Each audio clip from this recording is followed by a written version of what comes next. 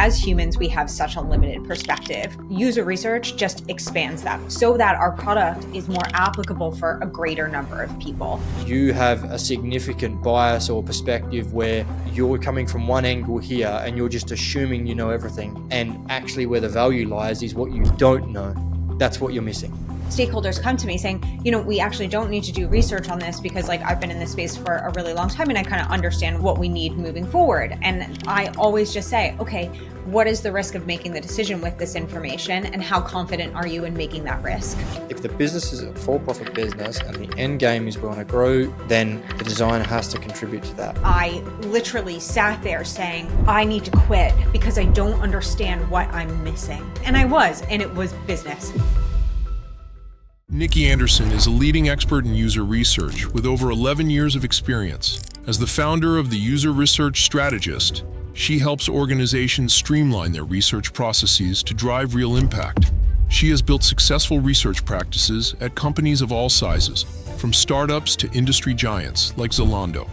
Nikki is the author of Impact and has written over 250 user research articles, supporting over 10,000 researchers with UX resources, templates, courses, and mentorship. Join us for our conversation with Nikki Anderson. Well, welcome to the podcast, Nikki. It's great to have you on. It's been one I've been looking forward to for a while, and I'm looking forward to learning a lot more about the UX side of things and user research especially, and diving deep into that. I know you've had a lot of experience, and I appreciate you taking the time to come on. Thank you so much, Julian. I'm really excited to be on today and to chat with you about all things user research. Awesome. Well, me also. So for those that may not be as familiar with your background, or you've had a long history, I think it's around over a decade or a bit over 10 years of experience in the experience space around, user research and user experience, etc. You've worked a lot. I know you've got your own newsletter and your own community as well that you're building up as well. A lot of great stuff happening there, but give us a short overview of your career to date and how you've ended up here. Yeah, of course. It's always so scary to start saying, talking in decades. I'm like, I've been doing this for over a decade now. I have been a qualitative user researcher for about a decade, a little bit more. I started out in psychology, so a very common pathway into user research, and made my way into the research space kind of by mistake. So found out about it at a party in New York City, realized that I can't design. So that's when UX was a broader spectrum of you kind of went in as a designer. You didn't really come as a researcher. And I was like, uh-oh, that's a problem. I can't draw. I can't even visualize. I'm a words person. So I was like, this is not good, but I did my best, applied to over 75 jobs, and finally landed an internship in New York City, which is the worst combination of things because New York City is very expensive. Internships don't really apply to that, but finally started out as a user researcher who was doing some wireframing. And then, since then I have been in-house. I've been a consultant, and I currently own a business creating content and coaching user researchers, but I actually own another business here in Jersey in the Channel Islands, running my consultancy both here and globally as well. So I'm still a practicing user researcher. Okay, awesome. Very, very good. Diving straight into, I know you've worked with kind of your traditional bricks and mortar businesses and that kind of thing in B2B and B2C, and you've worked with, I guess, more traditional style businesses in this space, which is more, in your tech space, etc. as well. And there's a range of products obviously there. But I guess for me, one of the foundational parts of the beginning of a project, whether it's, if you're building, whether you take, say, for example, a B2B customer portal or a website or something along those lines, or you're building out a product in the B2B space, whether it's SaaS as well, you might be building a new product. Obviously, that a lot of that begins with user research, but it also, to me, it doesn't stop, if that makes sense. Even if you've got a mature product and you're looking to expand or grow, it's a constant thing, right? Where you should be improving, what you need to be focusing on, etc. But I guess from your perspective, what do you say about that foundational element, I guess, of really diving deep and knowing what we should be working on over against just I guess, the wet finger in the air and hoping that we're going in the right direction. Yeah, yeah. I like to call it the shower ideas. The ones where you're like, oh yeah, I thought about this in the shower. It's such a great idea. Let's go. Let's do it. Or a lot of the I've had this problem, I'm going to solve for it ideas, which all of them are valid. Like there are some great ideas that can come to people. But I think that what's beautiful about user research is as humans, we have such a limited perspective. We usually only have our own perspective, and maybe the perspective of the people closest to us, family, friends, etc. Now, user research just expands that perspective. So it's great if you identify a problem that you might be experiencing, maybe some of your colleagues are also experiencing, like that's awesome. But do you want to make money? If you want to make money, you probably have to broaden that perspective to understand if more than just you and your colleagues, friends, and family, because usually they don't really pay that much. I know my mom doesn't subscribe to my newsletter and pay me for that, like what market is there for it in a broader perspective? And user research really helps that foundational understanding of what are the pain points that, yes, I might be feeling and others around me might be feeling, but like, what are the wider pain points there? And how can we help to solve those wider pain points so that our product is more applicable for a greater number of people?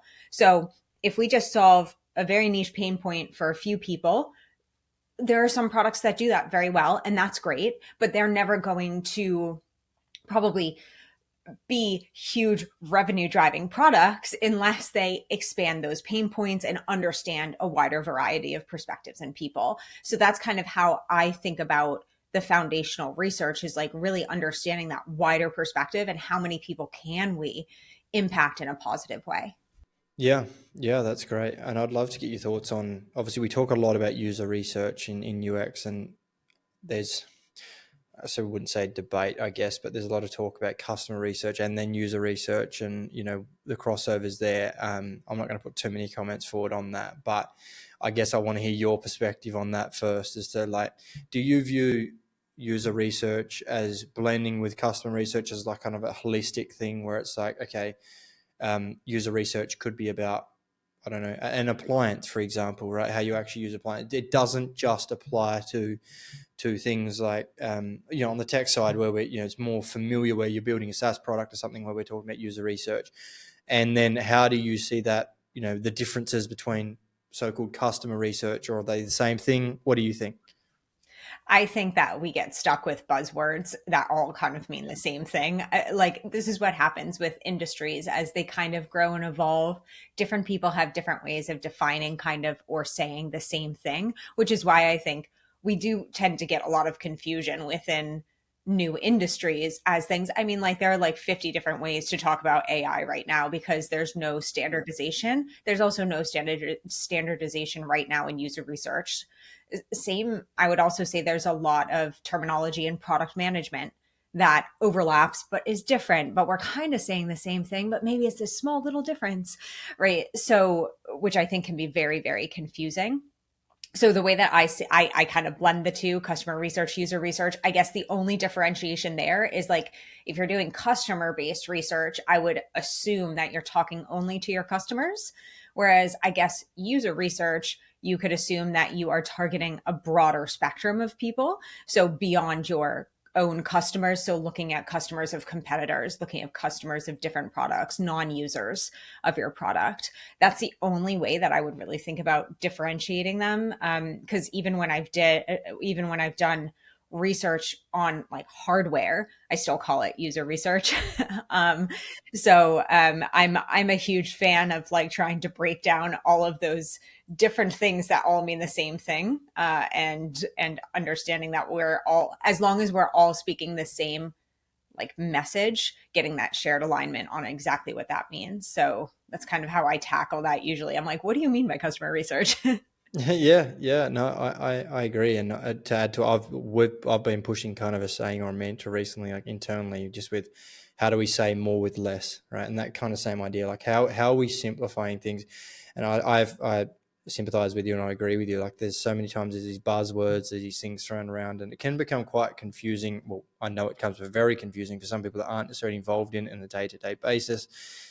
And then people sometimes wonder why, like, oh, why do they get up against it? Or why they got to, they don't understand it, whatever. So it's kind of our job to help them understand that, right? It's our job to make it easy and simplify them for it. And I would agree with you. I think they're almost one and the same thing. And I like the definition that you gave there. It was okay, so if you're focusing just on your customer pool, then maybe it's customer research. If you're focusing wider than that, it's user research. And I think that simplifies it, makes it easy.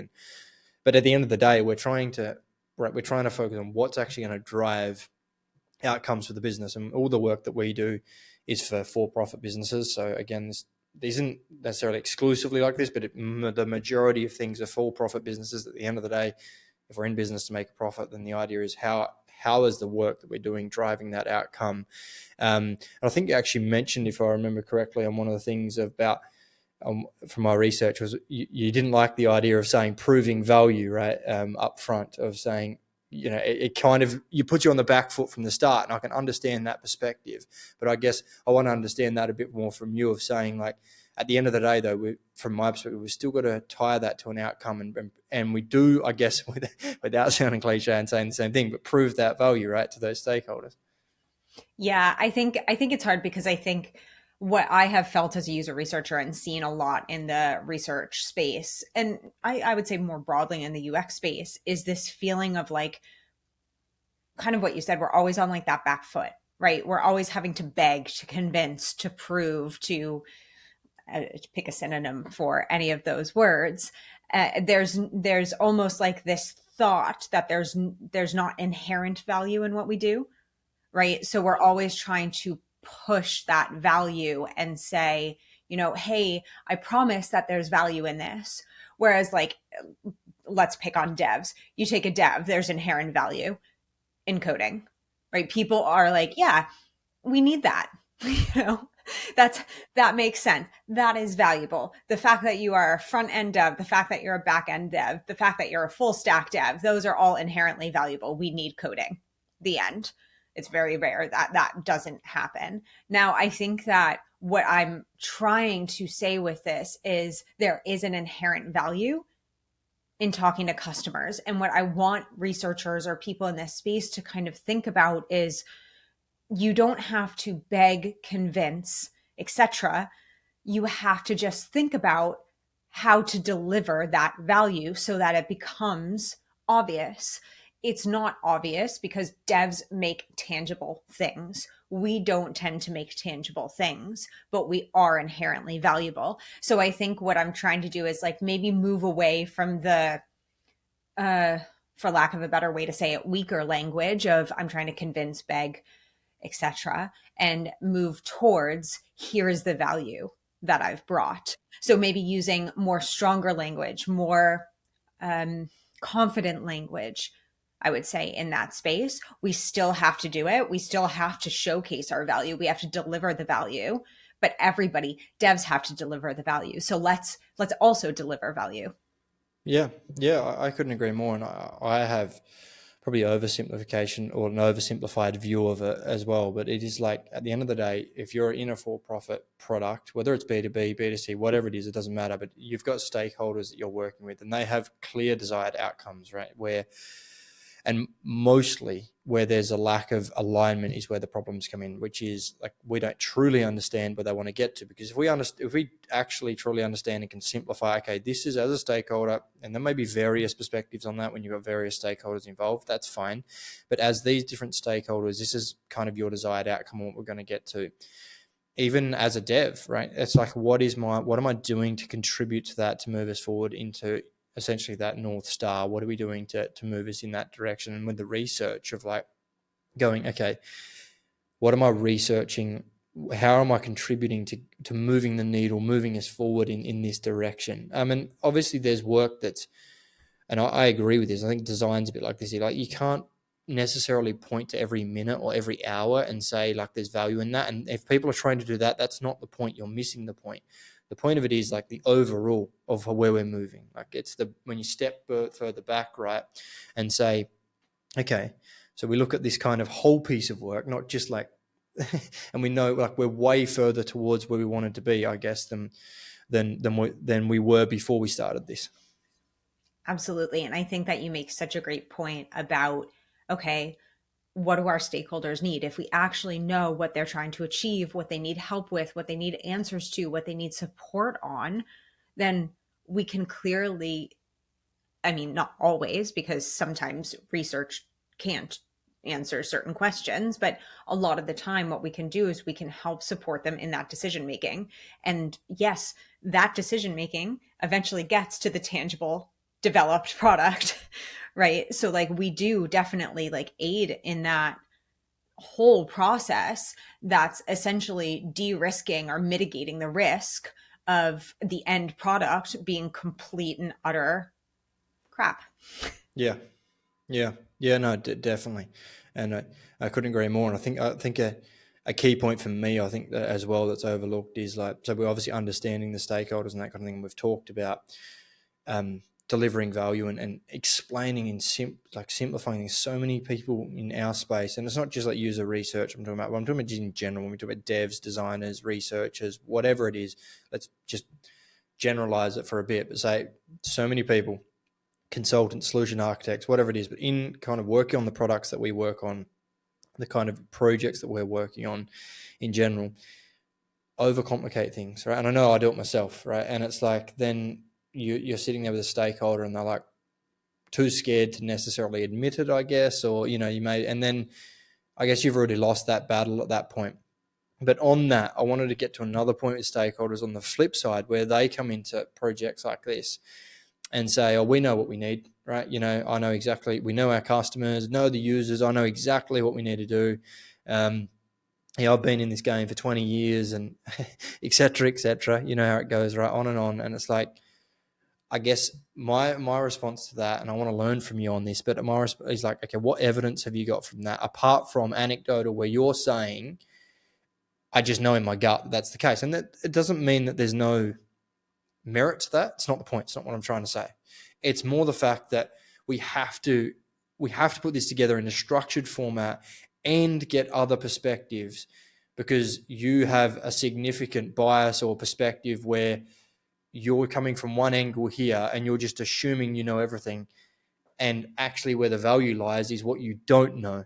That's what you're missing. Yeah. Yeah.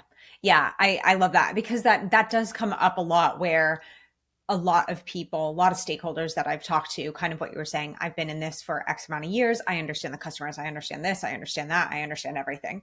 Right. And what I kind of do is what you said is like, okay, if you understand all these things, what don't you understand? Because I promise you that there's something. Like, what are our gaps in knowledge then?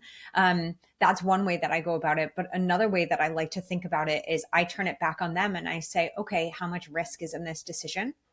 And what does that potentially impact? What is the impact of that risk? How confident do you feel in making the decision with the information that you have now? Right?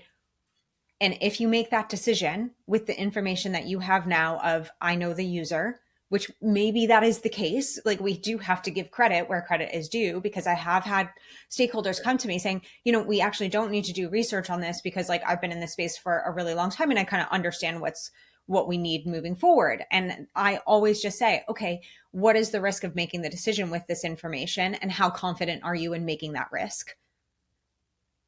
That's all. And like, if you are confident in taking that risk, whatever that risk may be, there is probably absolutely nothing I can do as a researcher to like dissuade you from doing whatever you're going to do. The only thing that I might do is say, okay, can you just give me a second? I'm just going to pull some secondary research. Like, let me try and pull some past data that we might have, or triangulate with like customer support tickets or data analytics. Like, let's just try and triangulate what we have that might help us evaluate these assumptions and thoughts and facts that you have.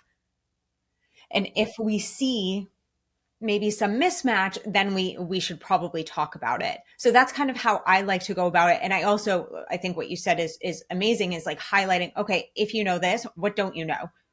Yeah. And just working ourselves with so many businesses being involved, you know, like seeing people go from we know everything to, okay, well, we didn't know that, right? And it's not necessarily like that they are, I guess it's kind of like hard, like if you're in it every day, right? It's hard to, when you're in something every day, I understand that, like it's like being in your own business or whatever it is, like people from outside see a different perspective and they start asking different questions.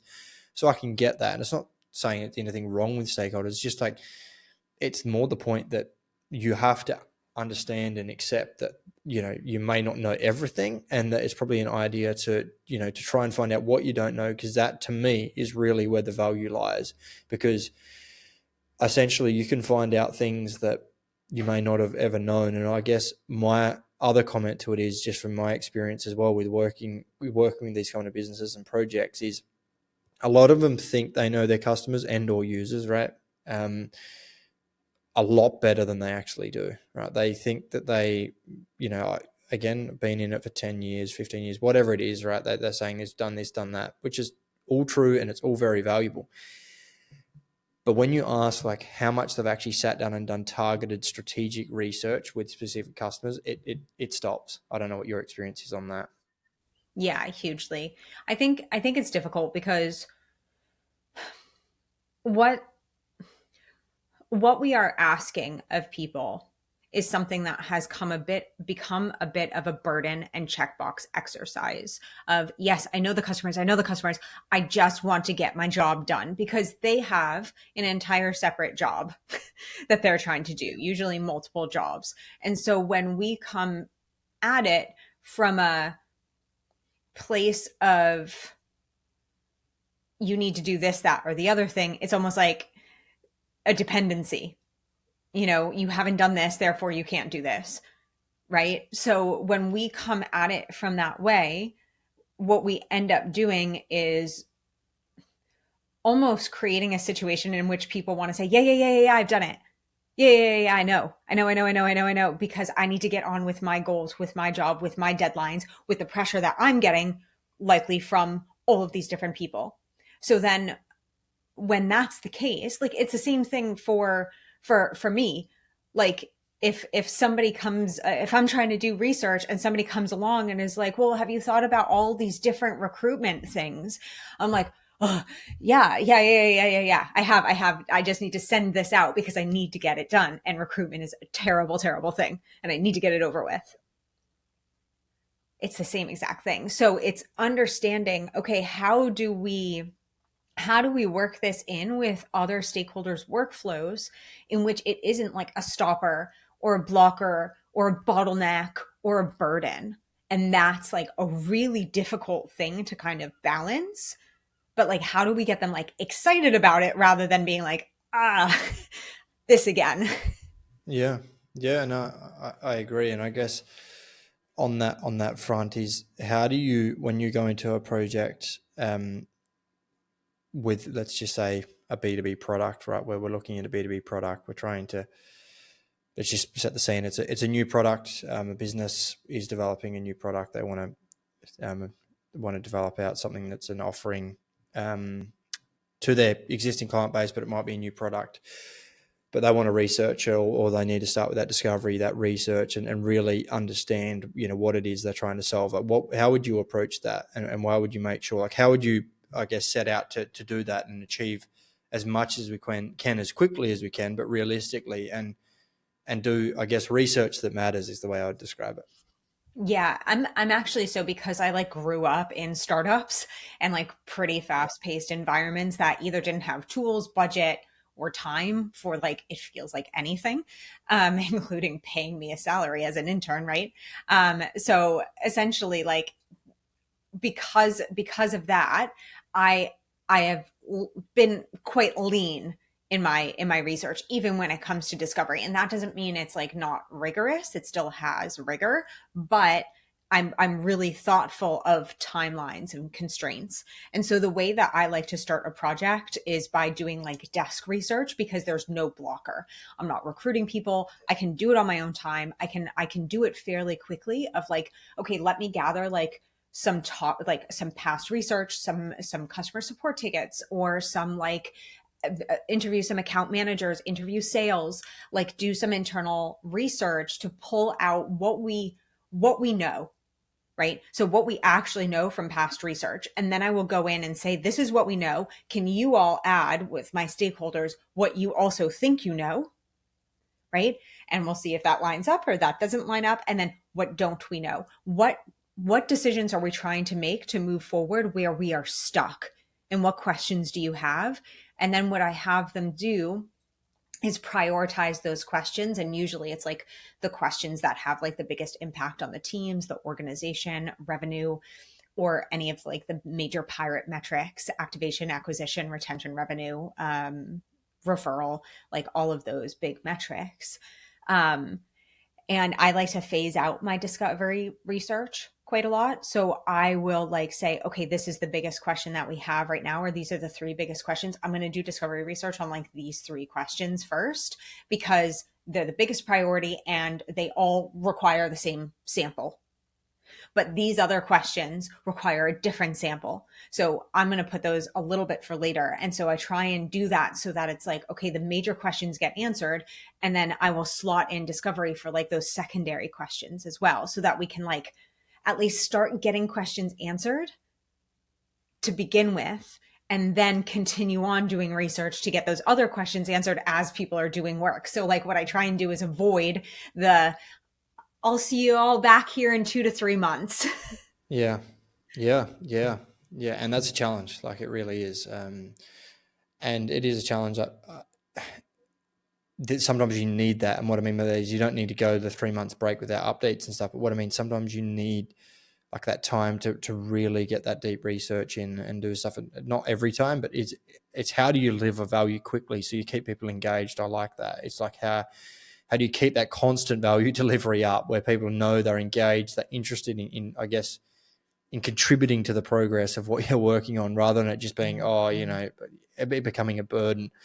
And I guess it leads me on to my next point of identifying, and we've talked about, for me anyway, where it sits, like the opportunity, and it sounds obvious when you say it, but like the opportunity and the return comes from what you don't know. Because like if you already know it, then what's the opportunity? What's the return? Okay, if you're not doing anything about something specifically, there might be return and opportunity in that. But like mostly the return with research I'm talking about specifically, obviously, is coming from what you don't know. And it's like, I guess, how do you identify those opportunities with existing products or businesses where we go, have you thought about this? Have you approached this in a different way, or have you researched this, etc.? How are you looking at those things and going, okay, we need to dive deeper on this specific thing because I think this is really where we could get the business return? Yeah, I usually go to my teams and ask the PM, let's say, because that's usually one of my biggest stakeholders when it comes to like business. I usually am talking to them and being like, okay, hey, Joe the PM, can you talk to me about our metrics for this team? So let's think about like a retention team. So I worked a lot on a retention team when it came to travel. And we were looking through flows and we were seeing that our return rate of our customers really dipped after a certain amount of time.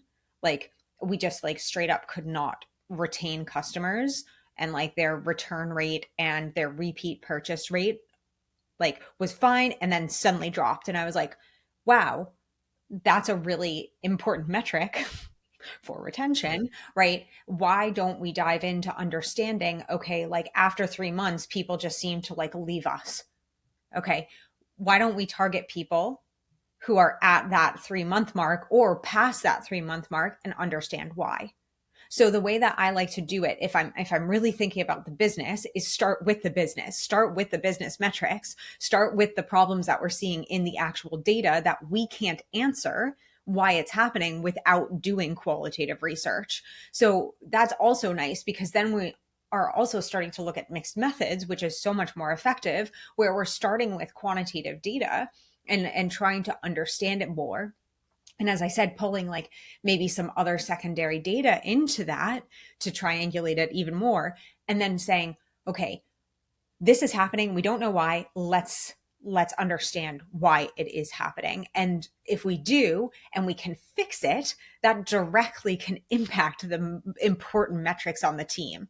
So if you want qualitative research to impact the metrics on the team and impact business metrics, you have to start with understanding what those business metrics are and then finding the problems in them. Essentially, like, you're looking for problems at this point, like, and that's what research does, right? We're looking for problems. We're not like good news, we're kind of like, uh-oh, this is a problem, let's investigate it. So like really diving deep and understanding those and going through them and seeing what's going wrong and investigating why. Does that make sense? Yeah, it does.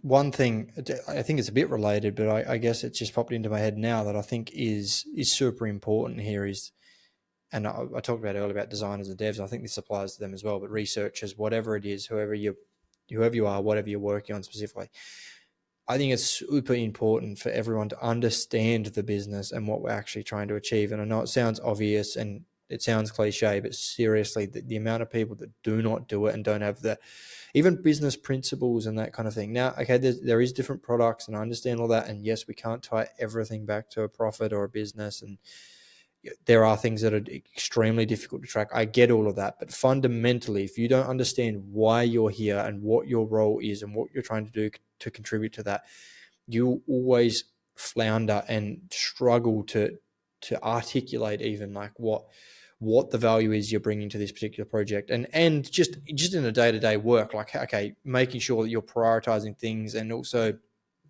structuring things. So like, you're like, okay, I know what I need to work on in order to move us in the right direction here. And I think it's so important. I had a conversation with, it was Jared Spool from memory. I had a conversation with him. I was talking to him about this, and he was talking about developers specifically, but he was saying, we were talking about UX design and stuff as well and some research, but he was saying I should be able to go to any dev on the team that's working on a particular product or a project and say, whose life is this feature going to improve? In essence, I don't remember verbatim, but it was something like that was our discussion. And I was like, yeah, that makes sense. Like, that is like, we should be able to say that. And I know 99% of teams seriously could not do that, or team members, let's put it that way, where, and that's not necessarily their fault. It's the management, project management, or I guess the vision being communicated. And to me, it's like so important because it's all tied together. If you don't understand that and you don't understand the levers you can pull that drive the value for the business, and whether that's research, design, dev, whatever it is, how do you actually deliver that value? And it leads me on to my next point, I guess, is then how do you prioritize it? If you don't understand those levels, where do you prioritize? Yeah. I ran around like this for years. Like, I was just like anti-business, anti-revenue. Like, I didn't understand a thing. I was just I was a user researcher. The only thing I cared about was the user. And I like shoved that down people's throats. And I was like, I remember somebody being like, oh yeah, we need to like up our prices and like have like this charge thing, like an extra charge because of like credit card stuff. And I was like, no, because the user wouldn't like it. And it's like, well, Nikki, guess what? If we don't charge that to the user, there'll be no company, you have no job, so I ran around like that for such a long time, and I didn't know. So like, I got stuck on like every single point. Like, I didn't know how to prioritize. I didn't know how to prove value. I didn't know how to get a pay rise. I didn't know how to get a promotion. I didn't even know success metrics, like any sort of like success criteria. I didn't set that at the beginning of any of my projects. So at the end, if people were like, how did it go? I'm like, good, Yeah. So I completely, and that's because I didn't come from, and most people don't, some sort of background that is important, that business, in which business is important. Academia, nobody cares about business. We care about pushing studies forward and getting IRB approval and going through really lengthy, annoying processes and writing terrible, long papers and hoping that one person aside from your family and friends reads it, right? Like, there was no training of the business in any of my own training, my self-taught training. And it wasn't until I literally sat there saying, I need to quit because I can't do this, because I don't understand what I'm missing. And I sat there and I was like, I don't know what else to do with my life, but like, I need to quit because like I'm missing something. And it was business. Yeah. Yeah.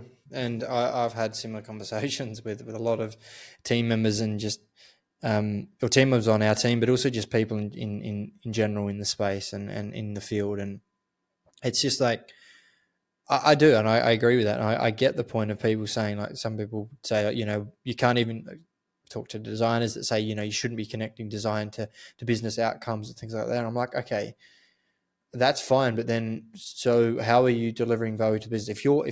If the business is a for-profit business and the end game is we want to grow users, we want to grow revenue, etc., then the design has to contribute to that. Now, I get the point that if you do really good design, really good research and everything else, the rest of it will come. Yes, but then you need to prove the value that you contributed to that. That's the point of it, right?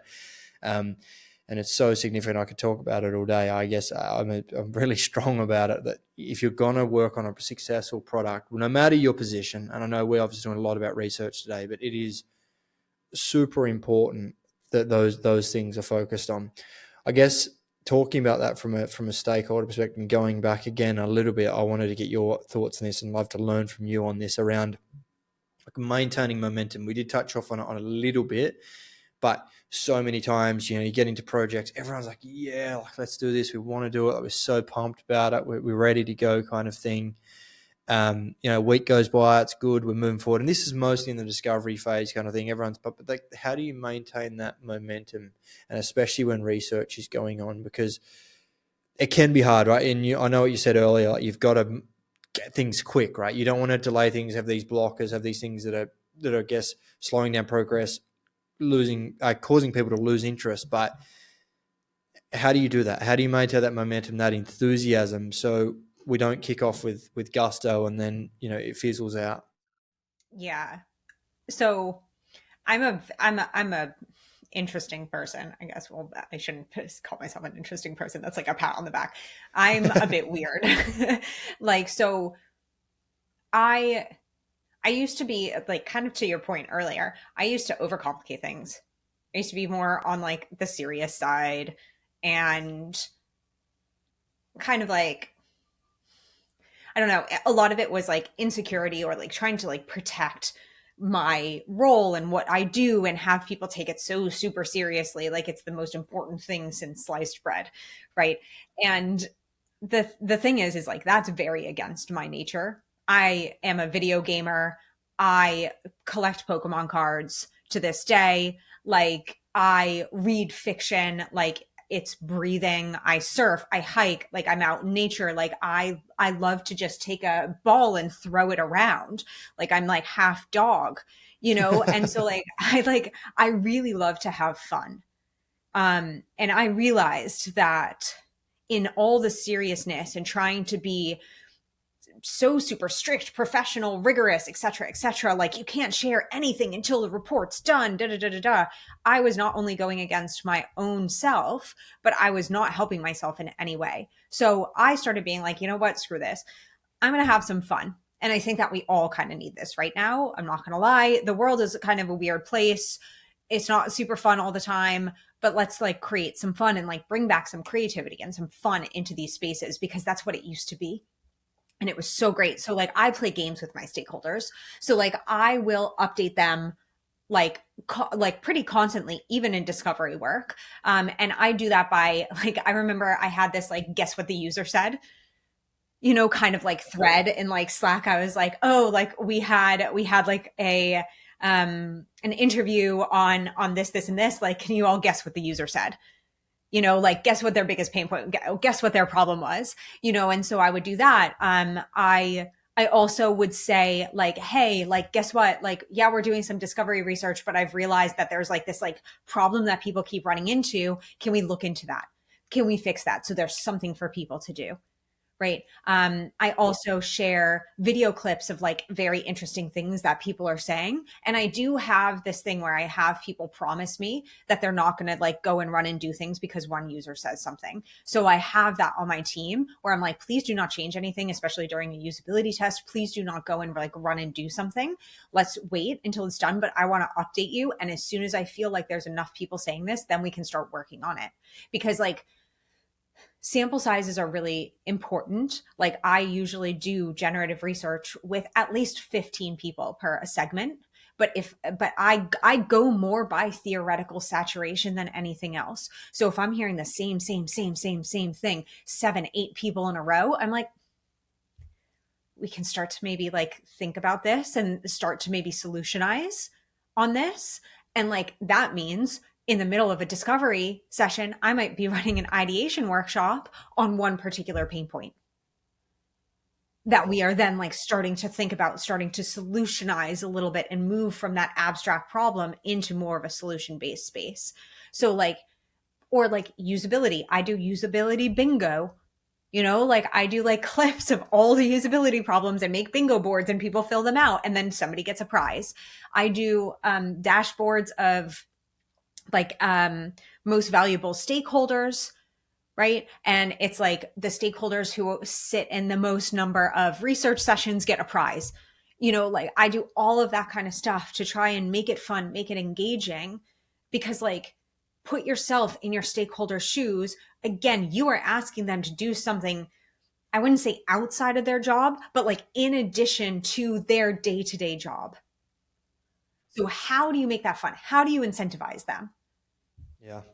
Yeah. Does that make sense? Yeah, definitely. Yeah. It's some really good advice, some really interesting thoughts there on how you can get that up and, up and running. And I think something, I can take away, and even for us, just in like how we improve our research processes and our discovery processes. And like, it's always a challenge, right? Trying to keep people motivated and to keep the momentum up. And at the end of that, it's on us, right? If they aren't interested in it, then we need to do something. We need to change something and make sure that we're keeping those goals aligned and everyone's on the same page. And I think that's really, really awesome.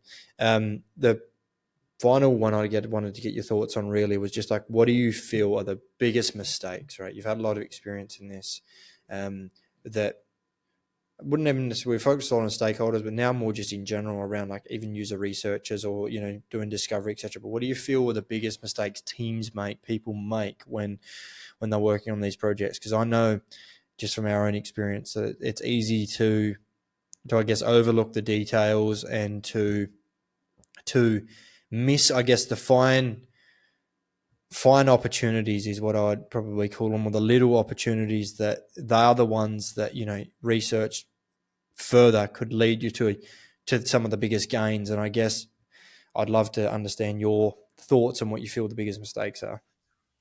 Yeah, so there are a few that are kind of now all in my mind at once. And I'm going to try and hold on to all of them if I can. The first one being like scope creep, or properly defining what you need. So what happens with foundational research sometimes is that you can have the questions are way too big, way too much, like, and then they keep getting bigger and bigger and bigger, and it's like too broad. It's like, who are our users? Okay, that's going to take us 9.5 years to figure out potentially, so like, let's scope this down. Let's make this manageable. Let's make this something that we can answer in not 1,000 years, so like, it's like, okay, well, like, let's look into some data and say who, based on the data, are our main revenue drivers. Can we segment them in any way? And let's start with them, because arguably to the business, those are probably the most important segments of people. We might find segments within them, but let's start there to kind of start understanding. So that's one thing, is like almost having like it be too big and too unmanageable that we just run with it. Like I remember like somebody came to me once and was like, why do people churn? That was their research question. If I could answer that, like I would be a millionaire right now. If I was like a churn user researcher and can go in and be like, I'm going to fix all your churn problems. First off, that's a huge question. There's so many different confounding variables, impossibly hard to recruit for. It would take months, right? So narrow down the scope slightly. Another thing that I would say is really, really important, kind of like that, is like make sure research can answer the questions that you're leading to answer. Like qualitative research does not lend itself to like large scale behavioral trends, right? It doesn't lend itself to answering yes or no questions very well. It doesn't lend itself to, go, no go decisions, right? Qualitative research is there to inform and de-risk, right? Or help us with innovation, help us with gathering knowledge, not to like necessarily be like, yes, let's go and do this, right? So make sure that like the research can actually answer the question. And if it can't, try and find ways that it can. And then the third one I would say is like not every foundational or discovery-based research needs to be like earth-shattering. Like this is something that I learned. It's like it doesn't have to be this huge, big existential question. I actually started doing mini discovery where it's like a smaller question, still generative, but like one that is like super duper important to multiple teams, but it's not like the most earth-shattering thing in the world, but it would help us move forward with several different decisions. So really like you don't have to like answer those huge big questions all the time. You can look at the business and say, what are like 3 teams stuck on, or what is my team stuck on? And even if it's a smaller question, do like some mini discovery, right? We don't need to save it for like the like big, like, let's make personas, let's make journey maps, let's like do all this huge stuff. It's like foundational research is foundational research, no matter how big the question. Yeah. I think some brilliant advice in there, and a lot that listeners can take away, and myself included in that. So I appreciate that. Well, it's been a wonderful chat. I've learned a lot, and it's been a great conversation, I feel, and we've covered off a lot of topics, covered a lot of ground in a few different areas, I guess. But definitely think there's some things the listeners can take away. I do have a finale segment I do just with each guest and ask them the same couple of questions. I'd love to get into that now. If you're keen Let's on do that. it. So the first one is, what's one thing you believe businesses are not paying enough attention to right now that will be critical in the next 5 years? Understanding the category, like the space that they're in, and how to innovate in that space without caring about what competitors are doing. So Very good. Not just copying competitors, but within your space, within your category, what can you do to innovate within that category alone, within your own mind? Let competitors go. 100%. Couldn't agree more on that one there. The way I say that to people is, if you're always following, you're never leading. Right? Yes.